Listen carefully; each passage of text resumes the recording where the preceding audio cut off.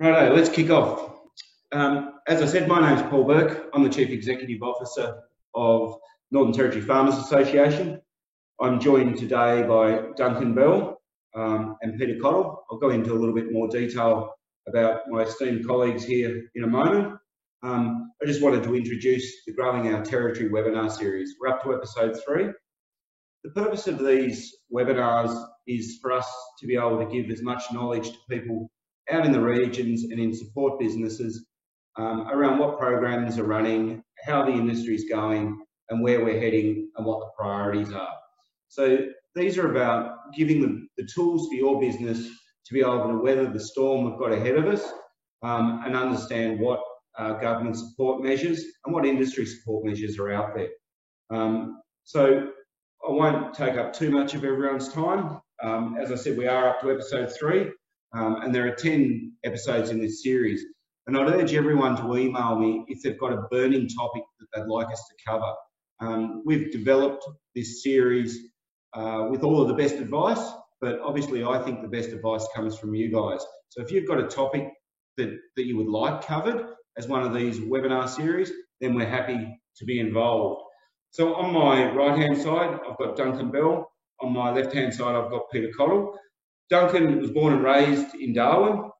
He's well known and respected local accountant. He's been around about 40 years. He also has a business advisory service. He's a licensed business agent, and he also specialises in businesses over $1 million. He also has a lot of experience in agriculture across fisheries, across plant-based industries, and is also a director of the Bachelor Abattoir. So he's very well skilled in being able to give us the information we need. I've also got Peter Cottle, and a lot of you would know Peter from, he's been floating around the North of Australia for a very long time.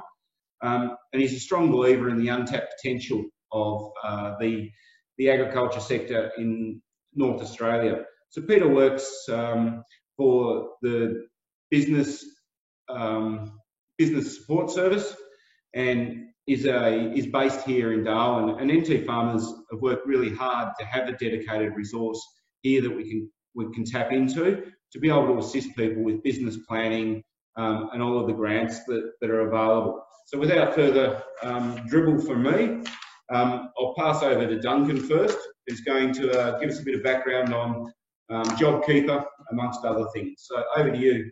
Thanks, Paul. So, hello to everyone out there. It's interesting talking to a screen with not being able to see who's actually in attendance. But I'd like to start off with the instant asset write-off before I start talking about the JobKeeper. The thing about the instant asset write-off is that they've increased the immediate write-off from $30,000 up to $150,000. Now that's $150 net of GST. So and that is only available up until the 30th of June. So the important part about it, people need to understand, is you can still finance those assets. It doesn't mean that you have to have the 150 grand in cash to be able to buy it. You can certainly still go out, talk to your bankers or your equipment financiers. So if it's new equipment, tractors, slashes, farming gear, up to $150,000 per asset.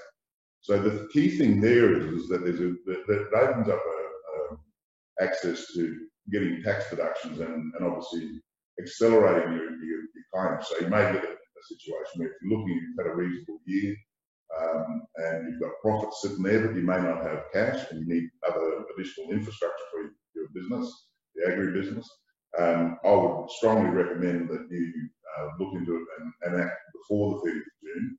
It's a wonderful opportunity, and so I see it as being not only able to increase the infrastructure in your business and improve the efficiencies of what you're doing, but also to obviously defer and avoid as much tax as possible and keep that money in your business. Now, the expenditure has to be on what they call a taxable purpose. So you couldn't spend 150 grand on a luxury boat and expect to get a deduction for it, unless of course you're in the charter business. And if you're in the charter business, it would be deductible.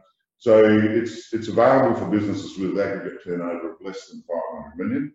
And but remember, it has to happen before the 30th of June. In regard to the JobKeeper asset funding, we've been extremely busy hooking up dozens and dozens of clients, and importantly, it keeps the nexus between the employee and the employer, and saves the terrible tragedy that we've seen around businesses laying staff off in the great queues at the Centrelink. So it's been a great, it's $130 billion worth of program to be rolled out over the next 6 months, and today is the last day, the 8th of May, for the payments to actually be made for the JobKeepers payments through April. The applications are still open. They've extended that out to the end of May, but be aware you have to pay the JobKeeper amounts by those business today. The JobKeeper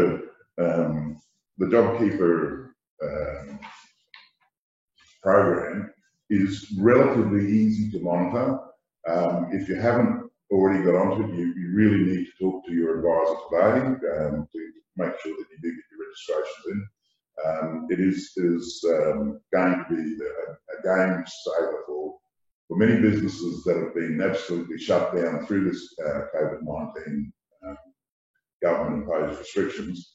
And while many people in the rural sector and agricultural sector probably haven't been as badly hit, certainly it makes places like the abattoir very quite difficult, and we've seen problems that have happened in the state where there's problems. Fortunately, we haven't had those problems here in the territory.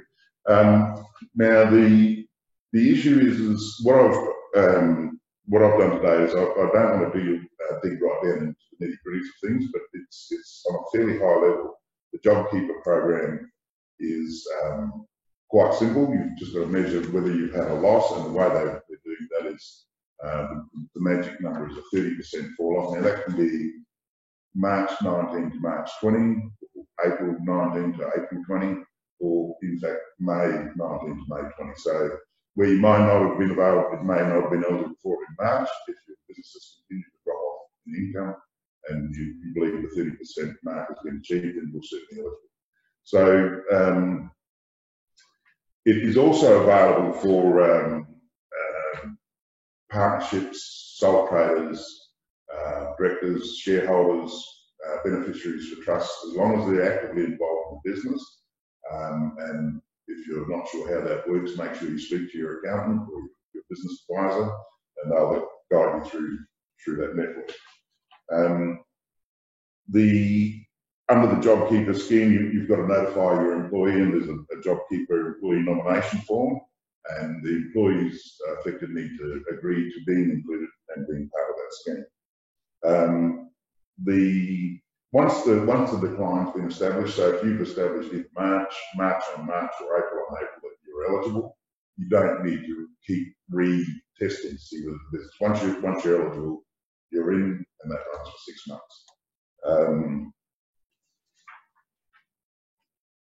The other key thing is that the business must have been registered and operating in Tasmania by the 1st of March 2020 to be eligible. So my advice is talk to you. If you haven't already registered, you haven't got a lot of time to do that. You need to get onto it today. Talk to your advisors, and if you have no one to go to, well, you're welcome to my business event and ask for myself or Amy, and we'll guide you through the assistance that you need. So now the final thing is in talking about tax planning. Tax planning is like everything else, is important that you plan where you're going to, your business is going to end up for in the financial year purposes. You don't just slide through the end of the financial year and then hope that you've minimised your tax. The really important thing is to understand your business, and it's the age of list of things that I've got here on the slide, which is basically deferring income to next financial year where possible. To bring forward deductible expenses, look at your debtors list and your accounts receivable, and write off any bad debts, particularly if you're on an accruals basis. look to prepaying insurance and other business expenses, so you bring those expenses forward. And of course, going back to the instant asset write-off, it is a very, very useful tool for tax planning at the end of the financial year. So you should be able to minimise or avoid paying any tax in the current year, depending on how much profits you've got in your access or in accessing the instant asset write-off. And I reiterate, it's $150,000 per asset. So if you've got a large profit and you have a number of depreciating assets that you could add to your business to improve your business, then jump into it. And as I said, be aware that you can finance those assets. They don't have to be paid through like cash, so you can access finance for those things. Many businesses, I understand, both in the agri sector and also in retail, particularly in the Territory, have had a very difficult years. I know I've got a number of clients in the construction industry that have really struggled over the last few years because of the low ebb and the impact that that's had on the real estate market. So there will be people out there who are saying, well, what profits we've got? We've had a very difficult year, but I do know that in various sectors, even in the construction industry, there's still groups that go very, very well and make good profits. So any queries you have, I've basically offered to anyone who's a member of the NT Farmers Association, I'm offering them a free half-hour telephone consultation or a face-to-face meeting for up to half an hour to discuss anything that I've talked about today or any other issues that may be concerning you in regard to accounting or taxation needs. So back to you, Paul. Thanks, Duncan. That was great, and thanks for the kind offer of the support to our farmers out there. It pays to belong to be a member, so please, if you're not a member of NT Farmers, please jump on the website and join up. There are member benefits out there. If anyone's got any questions, there's a Q&A button and a chat button at the bottom. You just put the question in down there. After Peter talks, I'll go through any of those questions. And if you don't feel comfortable about asking a question, there'll be contact details for both Duncan and Peter afterwards. So we might throw over to Peter. Now, Peter, most of you would probably know Peter. He's been around the top end and around North Queensland, Northern Australia for a fair while. Although he looks pretty young, he's been in a pretty good paddock. But it's so awesome to have a dedicated resource here to help businesses plan, and it was something that we were really strong on right through last year. And then as COVID started to break, I spoke with Brett Smith and from the business support unit, the rural business support unit, and said we just need to bring this forward.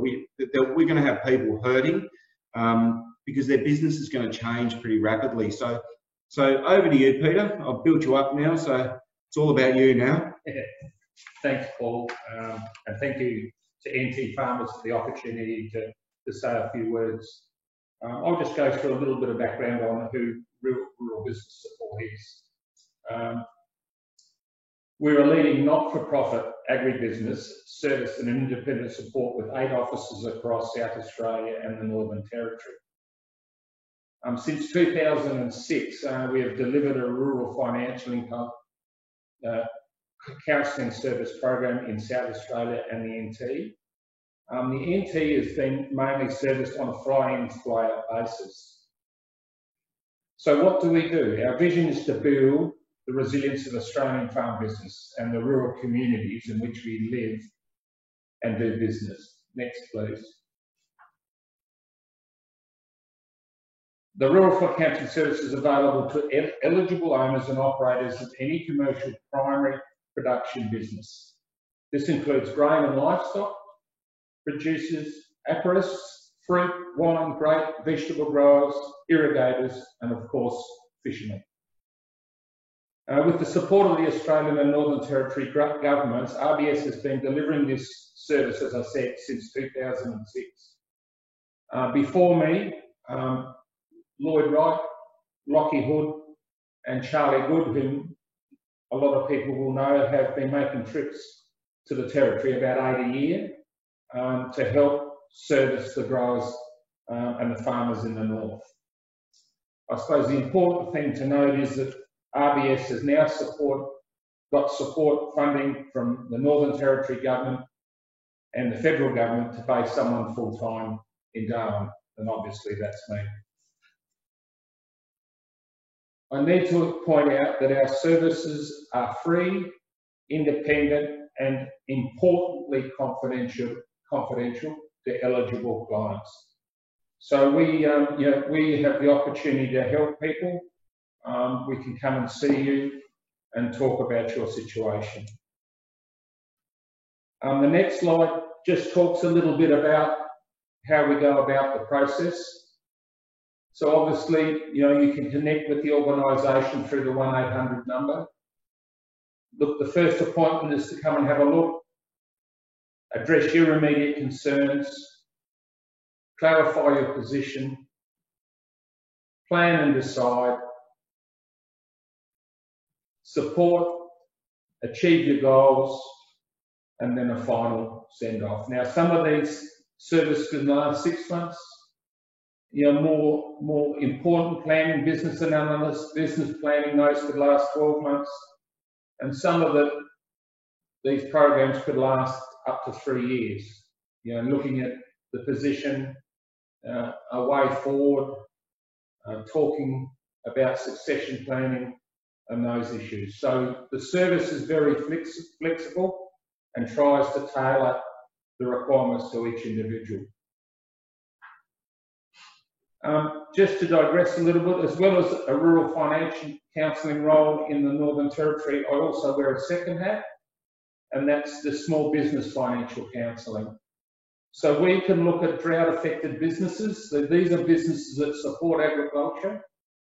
An example would be a trucking company that carts livestock, a contract mustering entity, a helicopter guy based out of Alice Springs that does a lot of work for the stations. These are small businesses that have been impacted by drought. And we go through a similar process to the rural financial counselling with the small business. Again, free, independent, and again, emphasise confidential service. So, in summary, we're here to help. We've got a network of people, so it's not only me. I've got the ability to call on other people, very experienced. Some of these people have been doing this work for 13, 14 years, so they've got a lot of knowledge. We've got access to a lot of programs.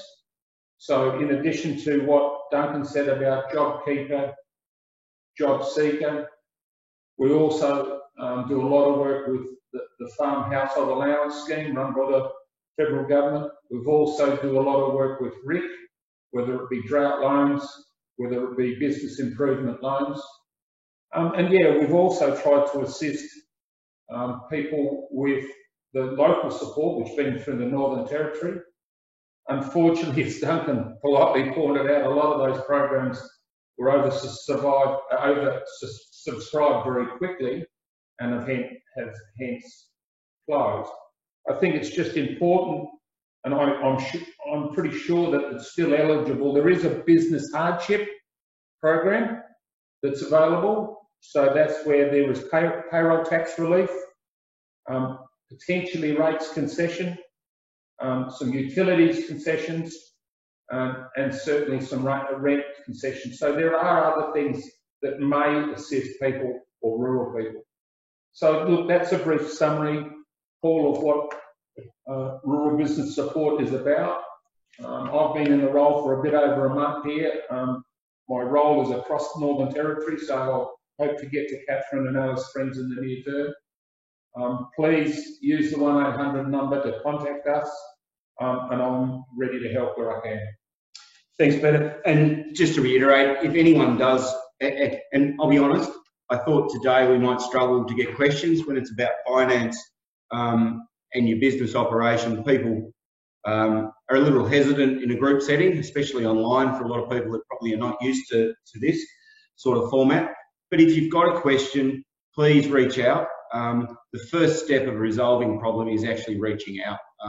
There's plenty of expertise in the room with me today, and I actually feel quite privileged. The the other good thing about sitting in the seat that I'm sitting in today is I get to ask a couple of questions because we've got none. And I'm interested from both of you where you see the next 6 to 12 months for industry more generally in the Northern Territory and industry in the agriculture sector. Like, it's going to be a difficult time, we know that. I'm not going to hold you to that, but where do you see us, Duncan, over the next 12 months? Well, thanks, Paul. It's, you know, my crystal ball's been quite polished up.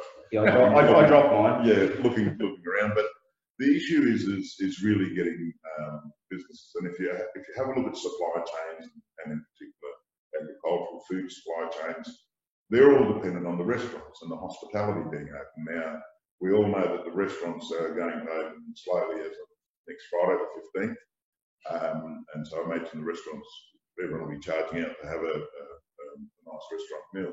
But the issue is going to be, from my point of view, the bigger supply chains are not going to get back to where they've been until the borders are open. Because until we've got tourism back, all your businesses, your hotel businesses, your motels, your tour operators, your charter operators, and these are all people. These are all consumers of agricultural products. And it's no different with the abattoir. I mean, in terms of getting meat overseas, which is what we're focused on, box beef to China and various other places overseas in Asia, with no flights, there's no movement. So we can be all dressed up and ready to go. The difficulty is going to be the return of the markets, and that's, in my view, going to take a lot longer. So that's particularly with the supply of agricultural products. Obviously, when you look at the economy more generally, we're very fortunate that we've got about $1.5 billion worth of defence spending going on between Darwin and Katherine. And many people in the rural area and agricultural area will have seen the impact of that. And so it's a sort of a two-speed economy. Those who are involved with the defence spending, they're working around the clock, they're going flat out, and that's great for the community. But other people, as I mentioned, in the hospitality area, I think their businesses are going to be slow to return. And the difficulty there is how big a hit they've taken in terms of losses incurred over the last 5 or 6 weeks. And I know we saw in today's paper one of the well-known local restaurants closed, and I think there'll be many more to follow. So it's going to be tough, and I think people need to look out, get as much assistance as they can by accessing the various schemes. The NT government's got a number of schemes out there and stimulus packages, and take advantage of it to keep your people employed, to keep your business going, and to hopefully get to the other side of this COVID-19, which, while we have a slow opening, I think the real issue is going to be for the hospitality. Until we get our international borders open, the country is going to be, moving along at a fairly slow pace. I don't see a J-curve return to business. So it's a matter of looking after your business, and I think the key thing is using services to do your budgeting, to make sure that you're planning for the months to come and how you're going to succeed to get through. That may involve getting access to some of the federal government unsecured lending that we've done for a number of clients. That's getting lending up to $250,000. Now, there seems to be a fair bit of confusion about who can access that, and I've heard a variety of different responses from a variety of banking places. And I'm not having a go at the banks because obviously this is new, unprecedented territory, but I can tell you the government's put $40 billion out there, the federal government, to support banks, and they put that money out at 0.25%. So it means that the banks in turn can facilitate unsecured lending up to $250,000. And it's not subject to the normal prudential lending regulations. And so if your business is looking thin on capital going forward, I suggest you get into see your accountant, see your bank manager, and if you are getting knocked back, give me a ring and let me see if I can help you access some of that unsecured lending. Thanks, Duncan. Have you got anything to add, Peter? Yeah, look, Paul, I think Duncan's done a pretty good summary. That said, I think one of the things that we've really got to consider is not only implications internally, as the implications overseas as well. And the classic example, talking to someone yesterday, is the implications in Indonesia and the export beef, in the live export trade. We've seen that the price decreased quite significantly in the last 2 months.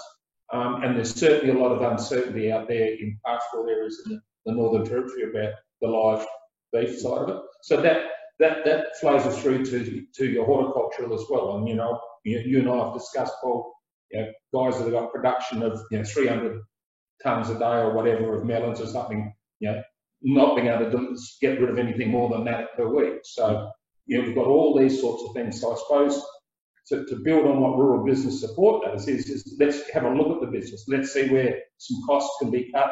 You know, let's see where some things can be changed to try and ride out this transition period, because it's going, Duncan's dead right.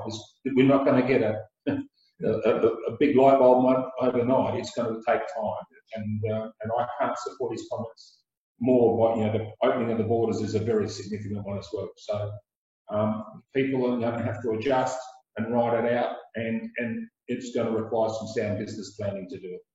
Thanks, Peter. And Peter, if I could ask you one question, if you could give one piece of advice, that one headline thing to a business operator heading into the next 6 months, what would it be? Make sure you know where your position is as today, where you're at financially, what your commitments are, and what you've got coming up. You know, how can you manage that position? It's interesting to hear what, you know, they're saying, what facilities out there. But I also think that you know, by adopting an attitude of putting your head in the sand and hoping it'll go away, well, unfortunately it won't. Those situations won't go away. So you need to talk. You need to talk to your bankers. You need to talk to your accountants. You need to access what services are available. So yeah, really understand where you're at, understand what the consequences are, and make sure you've got your ducks lined up for better expression. Thanks, Peter. And would you add anything to that, Duncan? Yeah, well, certainly I agree with what Peter's said in every respect. And the key thing, like in running any business, is knowing your costs, understanding your cash flows. Some cash flows are quite, well, between different industries are quite different depending on terms of payment and that sort of thing. But the key thing is knowing what your cash flow projection is going to look like. And I think one of the things that's come out of this shutdown period is I've been very impressed with some of my clients, the innovation that they've come up with in terms of dealing within the restrictions, but still getting their products and services out to the marketplace. So always a good time to innovate, always a good time when things are different. When things get tough, the tough get going. And I think it's important out there that people in the ag sector look at all the different ways that they can get their products to the marketplace. In some cases, if that's not going to open up and get back to a viable position, then you need to very much look very closely at a holding pattern that will get you through to the other side. That might involve some unsecured funding. Fantastic. Thanks, Peter. Thanks, Duncan. Just to close out today, I just want to touch on a couple of things. First, I want to thank our two guests today. The other thing is, please, if there is a subject you want us to cover, let me know. The things I want to focus on today are your workforce. So we're heading into the start of the mango season. The chances are our borders may not be open. There may be still quarantine periods enforced. So what are you going to do for your workforce for the next 12 months? You can't leave that to the start of the mango season when the mangoes are on the trees and looking great, or the melons are in the paddock. We need to be planning now for what our workforce looks like in 6 weeks, in 3 months, and in 6 months. And you also need to have some flexibility in that, because the chances are we're not going to be able to bring people in from overseas. The seasonal worker program at the moment is not operating. So we really need to understand how we're going to staff our business for the next 12 months. And we've got a dedicated resource in Isla Connolly, so please reach out to NT Farmers or reach out to the Chamber of Commerce. They've got some dedicated resources as well. We've got programs like Territory Legends, which will give you subsidised workers, so supporting local territory people into jobs, which I think is really important. All of our businesses will benefit by having more Territorians in work, and I can't reiterate that enough. If you can buy something through a local territory business, please consider doing it. We've got to look after our businesses and bring as many through to the other side, because we do know that if they close down in a regional community, they often never return. So let's look after our fellow Territorians. For those guys that are organising their staff now, I'll say this once, I've said it 100 times, get your COVID management plans in.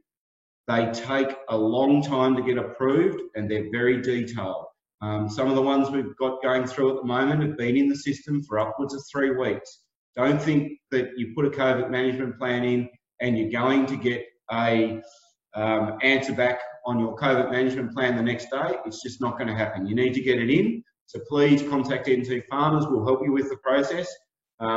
Andrew Phillip is becoming a little bit of a resident expert on them. So please sing out to him. And the final thing I would say is talk to your customers. Your customers know what's happening in their business, so they'll be able to give you an indication of what's happening in your what the implications may be on your business. If your customers are not opening their restaurants, if your customers are a small wholesaler in Western New South Wales, they may not be opening for another 6 months, and your produce may be ready in 3 months. So look at your supply chains and try and diversify those. There are opportunities for export. Now that won't suit everyone's business, but there are also some opportunities for more local supply chains. So let's look and explore all of those different opportunities, and let's make sure together we come out the other side with an intact and vibrant industry. The last thing I'd like to say to industry is let's start thinking about what recovery looks like. What are those key top line investments we need to be able to support industry into the future? What processing facilities can we bring to North Australia that will support jobs, support the economy, and support agricultural supply chains diversifying? They're going to be critical as we move forward. And I want to hear all your ideas. No idea is off the table. Everything's on the table during this period. So please reach out. And I do have a question, I think. So that's great news. Oh no, I've just got a well done. So I think that's time for me to wrap up. But thanks very much to our guests. In the next week, we are hoping to, or next couple of weeks, we're hoping to get the Minister for Agriculture, the Honourable Paul Kirby, on. That will be an interesting conversation. So please keep an eye out for this. We're all about growing the territory economy together, and we're all in this together. Look after yourself and look after your neighbour. Thank you very much. Thank you.